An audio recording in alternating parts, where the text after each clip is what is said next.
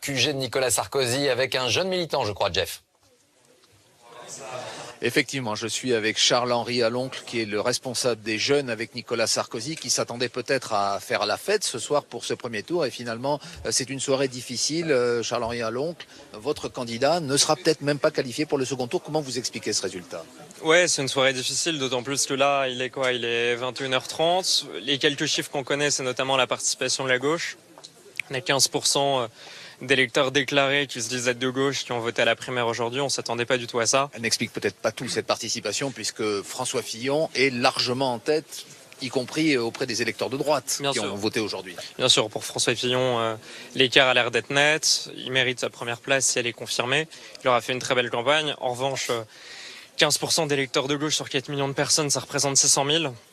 Pour la primaire de la gauche, on avait expliqué qu'il y avait uniquement 7 000 électeurs de droite qui se sont déplacés, soit 0,2%. On ne comprend pas. Donc pour vous, c'est ce qui a biaisé le résultat et qui expliquerait une éventuelle troisième place de Nicolas Sarkozy? Non, en tout cas, à l'heure actuelle, la deuxième place est très serrée entre Alain Juppé et Nicolas Sarkozy. C'est 4 points dans le dernier étiage qui concerne la moitié des votes.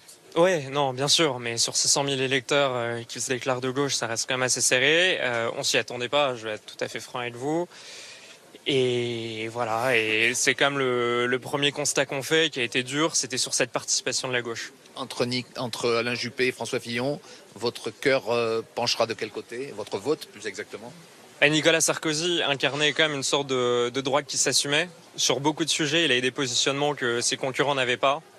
Je pense notamment à la rétention administrative des fichiers S, à la suspension du droit automatique au regroupement familial. Et s'il ne devait pas être présent au second tour, vous voterez pour qui? Franchement, là, à l'heure actuelle, déjà, j'arrive pas à réaliser. Et en même temps, tous les bureaux de vote n'ont pas été dépouillés. Et ensuite, là, maintenant, je peux pas vous dire. Je me suis jamais projeté dans une telle situation et il faudra un peu de temps pour réfléchir. Voilà, merci beaucoup pour ce témoignage. On sent beaucoup évidemment de déception ce soir au quartier général de Nicolas Sarkozy. Nicolas Sarkozy qui doit s'exprimer dans le courant de la soirée, bien entendu. Merci.